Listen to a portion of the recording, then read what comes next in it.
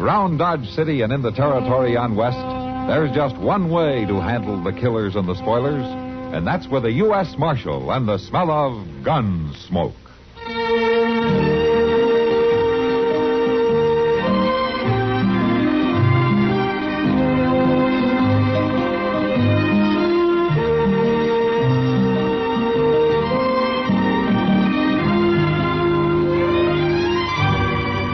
Gunsmoke, starring William Conrad, the story of the violence that moved west with young America, and the story of a man who moved with it.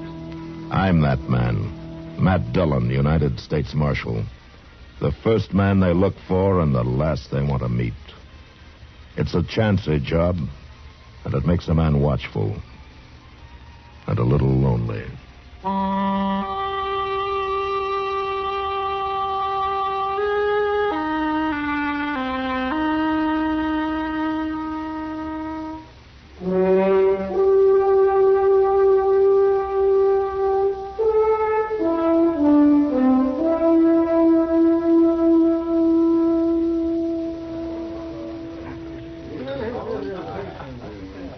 There he is, Matt. That's Harry Pope at the bar there. Little short fella? Oh, yeah. Where did you tell me he's from, Kitty? Boston, or near there. He's a long way from home. Well, he told me his wife died and he wanted to move someplace else. So he came out here about 4 months ago and built himself a little sod hut out in the prairie. Planted some corn, and he's trying to raise a few pigs. That's all. Uh-huh. And you say he's scared to death, huh? Yeah, that's what he told me. Well, maybe it's all in his head. Come on, Matt. Walk over with me, huh? Okay.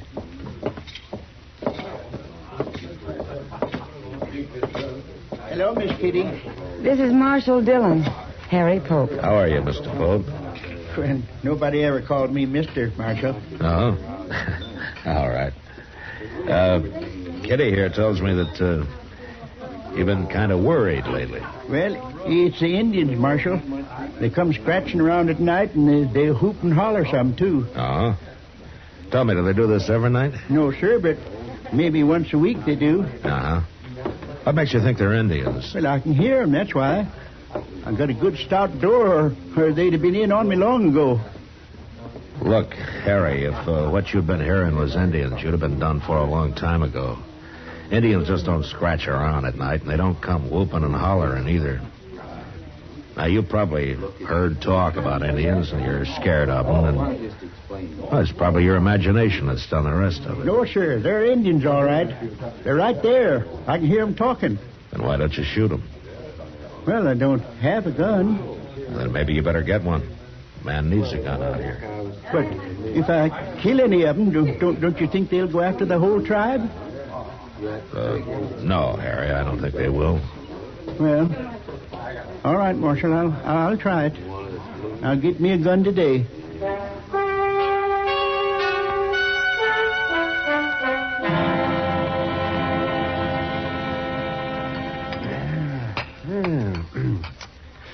Say, I nearly forgot, Matt. Chester said not to wait for him. He'd have supper later. No, what's he doing, Doc? He's talking. Talking? To a girl, Matt. A pretty girl, too. And he was doing all the talking when I left. She just stood there, shaking her head. Smart girl. Oh, I don't know, Matt. Marshal Dillon? Oh, hello, Honeyman. You know Doc Adams here, Ned Honeyman. How are you, Doc? Why don't you sit down? Yeah. Marshal, you know that new fella, Harry Pope? Pope? Yeah, I met him a couple of days ago. Why? He killed Joe Carter last night. He what? Carter's worked for me a long time. He was one of the best friends I ever had. We buried him this morning. What, did they have a fight? Pope shot him in cold blood, that's all. Out near that hut of his. Blasted Easterner. I'm looking forward to seeing him hung. Were you there, Honeyman? No. Earl Brandt was there. He brought Joe's body back to the ranch. Brandt works for you, too, doesn't he? Yeah, but not as long as Joe. Now tell me what happened. I did. Pope murdered Joe Carter.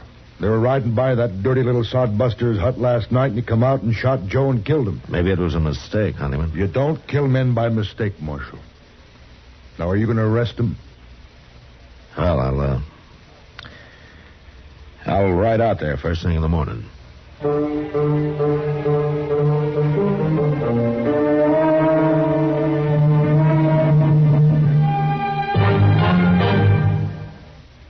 visit with Joe and Daphne Forsythe. Joe? Joe, stop reading that paper and talk to me. I'm listening. Go ahead. Well, I was talking to Mrs. Snyder today. You know, she's the one whose boy had 31% less cavities. Uh-huh. Well, she thinks that we should buy bigger savings bonds. Uh-huh. She says that when people can afford it, it makes more sense. Oh, she says there are a lot of different denominations. They start at $25, but then there are $50, $100, $200, and even $500 bonds. Is that so? And then with the ones we've already bought through the payroll savings plan, we'd have quite a nest egg. Uh-huh. Are you listening to me? Uh-huh. Did you know that the total accumulated compounded semi-annual interest of the Series E savings bond will amount to 93 1/3% of the original purchasing price? Uh-huh. I thought so. Joe, what did I say? You said that United States savings bonds are a safe, easy way of investing. I did. That they help guard our country's freedom. And? They're the best investment in America's future. I said something else, too. Oh, yeah. You said that the total accumulated compounded semi-annual interest of the Series E savings bond will amount to 93 1/3% of the original purchase price. Well, now, how did you do that? Husband's trade secret.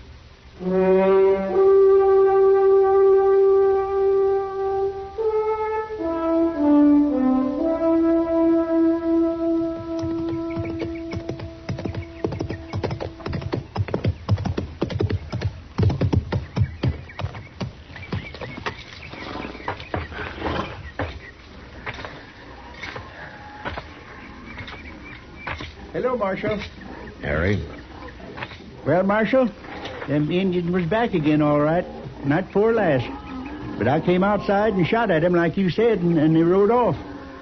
I just hope the whole tribe don't come after me now.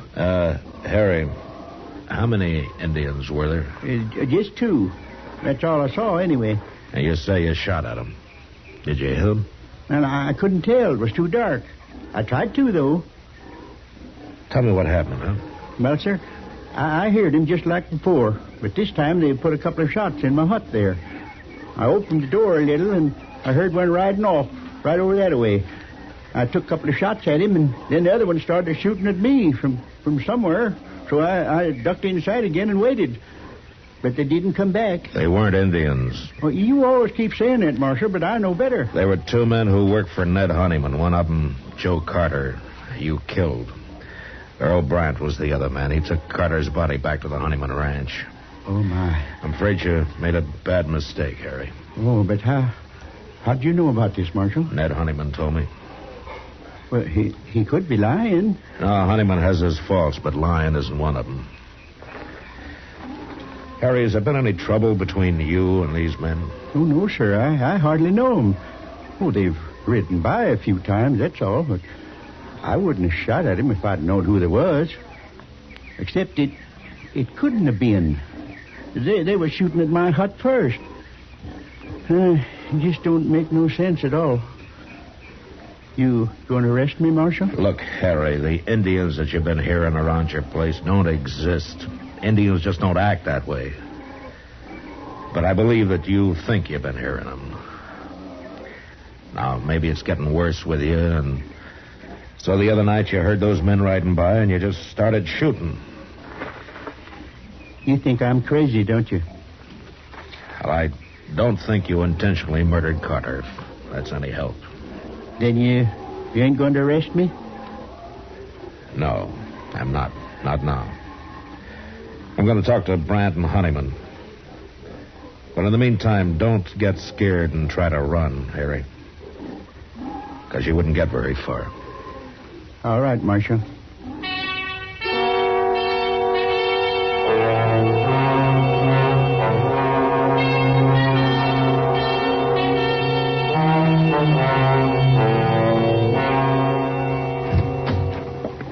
Morning, Marshal. This here's Earl Brandt I brought with me. Marshal, I figured you'd want Brandt's report for the trial. me and Carter was good friends. I aim to see that Yankee sodbuster hung. All right, Brandt, tell me about it. There's nothing to it, Marshal. Me and Carter was riding past his place, and he come out and started shooting at us. He killed Carter. I took a couple of shots at him and drove him back inside that hut of his. And I packed Carter onto the ranch. Will you swear to that in court? Why shouldn't I, Marshal? That little murderer been telling you something else? Yeah. He thought he was shooting at Indians. Indians? Why, that miserable dog... You weren't there, Honeyman. How do you know what happened? Brandt told me what happened. Who else would have shot Carter? Brandt, why do you think Pope shot at you? Well, I don't know, Marshal. He's crazy, I guess. Is that all? That's enough, isn't it? He killed Joe Carter. What difference it make? The difference between murder and something else? Well, bring him in here and ask him. I'll beat the truth out of him if he lies. He isn't here. What? I didn't arrest him. Why not, Marshal? He said he thought they were Indians, and I believe him. Marshal, no man can kill a friend of mine and claim he thought he was shooting Indians. Now, if the law won't see justice done, we will. I'm warning you, Honeyman. You try to kill Pope, and I'll arrest you. And if you do kill him, you'll hang for it. We're wasting time. My guess is you and Carter have been hounding that man, making him think there have been Indians after him. Why? Are you trying to drive him out of the country? Your talk gets crazier all the time, Marshal. For the last time, Marshal, you going to do anything about Carter's murder? It wasn't murder, Honeyman. Don't you see that? He's dead, and Pope shot him. That's all I know. That's all I need to know. Come on, Brent.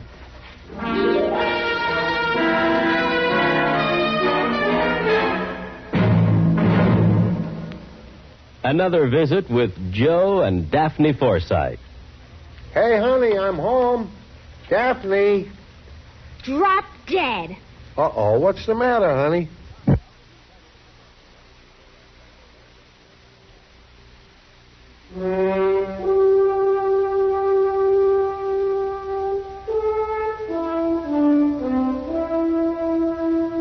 That afternoon, I rode out to see Pope. It was a bad situation, and I did a lot of thinking about it. There was only one solution I could figure out, and I wasn't sure that would work.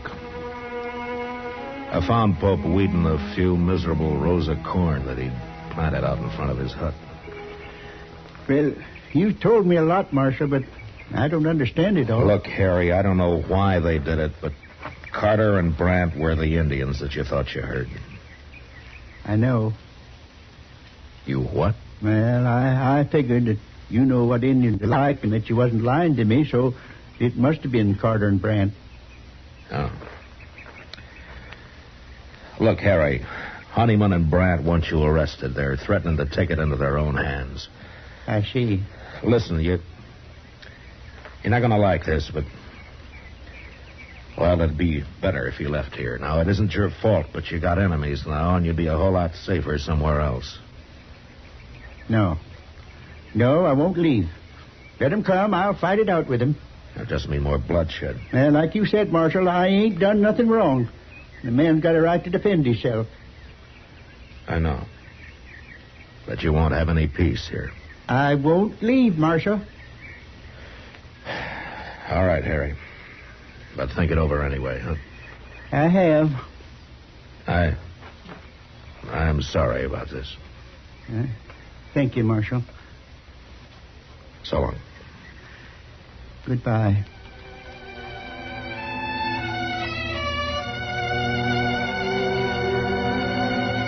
Pope went back to weeding his corn, and I rode off past his little hut and around the narrow bluff he'd built it against.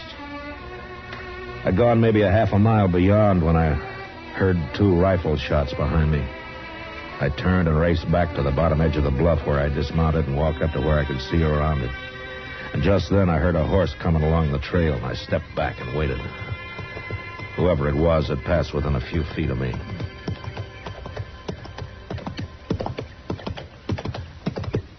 Brian, hold it! Don't shoot. Just keep your hands up.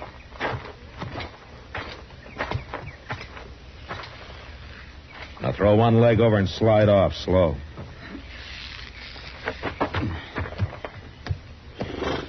How long you been here, Marshal? Turn around.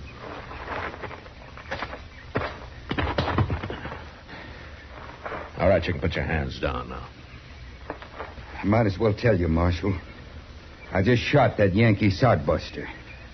Now, that's something to be real proud of, Brent. He killed a friend of mine. Pope meant no harm to either one of you. What were you trying to do to him, you and Carter? We were just having a little fun. Fun? Well, we'd have a drink or two and ride over now and then, give him a few war hoots. He'd just sit in his hut and shake. One night I sneaked up to the door and I could even hear him crying inside. He was sure scared that time. Well, that must have been a lot of fun. Not as much as next day when we'd ride back and hear all about how the Injuns was after him. Yeah. He'd been all right if he hadn't gone and bought himself a gun. I advised him to. You did? I'm sorry if I spoiled your fun, Brent. Carter's dead because of you. Does Honeyman know about this? Well, I told him I was going to get Pope, is all. And he agreed? Well, he just said he sure hoped somebody'd get him. All right, Brent, let's go bury him. I ain't gonna bury him. Let him rot. Brent, you'll bury him or I'll bury both of you. Now, you take your choice. Sure.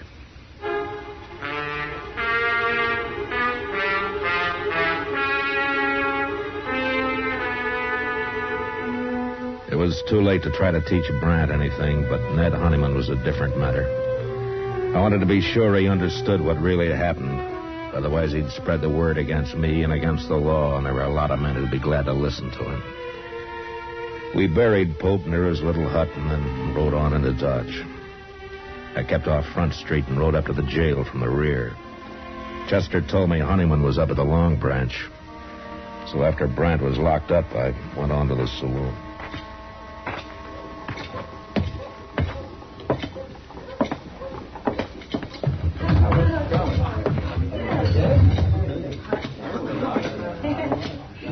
Hello, Honeyman. What do you want, Marshal? I've been talking to Brant. He's told me the whole story. Where is he, anyway? He told me that he and Carter had been having fun, as they called it, with Pope, making him think they were Indians. I don't believe it. But even if they had, is that reason enough to kill a man? Pope was acting in self-defense. He wouldn't have shot Carter otherwise. It was a mistake, but Carter brought it on himself. I don't believe it. Honeyman, do you want law in this country or don't you? Well, maybe that depends on who's representing it. That doesn't matter. The law's the same. The law says you can't kill a man and go free, doesn't it? It says you can't murder a man. Who decides which it is, Marshal? You or me? Well, I'd like you to decide this time, Honeyman. All right, Marshal. Go arrest Pope and get him hung. That's how I decided. Pope's dead. You wanted him killed. He's been killed. What do you mean? You said this morning you'd take justice into your hands, didn't you? Well, yes, but... He was out weeding that little patch of corn of his he planted, and he took 2 rifle bullets in the back. Who did it? Are you satisfied, Honeyman? Is that how you wanted it? Well, All Pope had was a sod hut and a few pigs. He didn't know what this country was all about. He might have learned, but your friends got him so scared that he'd sit in his hut and cry. But, Marshal, And then one night he loaded his gun and went outside to fight. It took a lot of courage, Honeyman, for a man like Pope, but he did it. And today I told him that he'd better leave his place, that you and Brant had threatened him and had given him trouble. What'd he say? He said he wouldn't go. He said he'd stay and fight. And he didn't get a chance to fight. What's a man like Pope know about protecting himself? Brant Shot him in the back twice. And all Pope had in his hands was a hoe. Marshal, I don't know what to say. Brant's in jail. I'll see him tried for murder, and he'll be hung. I guess I'm as guilty as he is. You could have stopped it, but you encouraged it. You wanted justice done, Honeyman, and fast. I didn't understand. You didn't take time to. The law was too slow for you. Well, the law's new out here, Honeyman, and sometimes I think the only time people want it's when it seems to act the way they'd act themselves if there weren't any law. But it won't work that way. According to the law, you're right or you're wrong, you're guilty or you're not guilty. Well, people out here are having a hard time accepting that, but there won't be much law till they do. And men like Pope will go on dying, no matter how many Brants get hung for it. Marshal, I'm not very proud of what happened. Would it help the law if I get up in court and take my share of the blame for this? I don't know, Honeyman. But it might. Then I'll do it. Good. Good night, Marshal. Good night, Honeyman.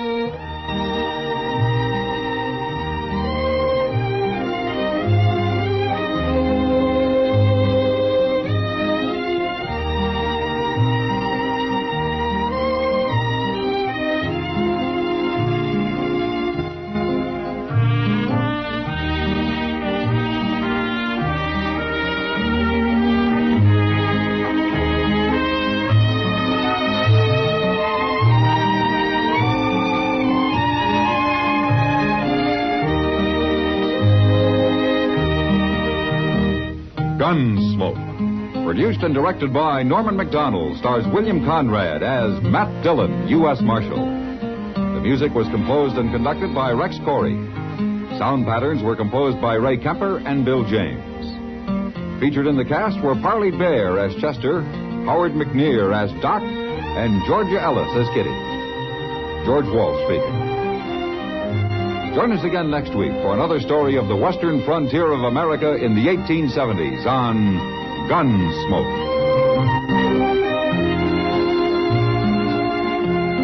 This is the United States Armed Forces Radio and Television Service.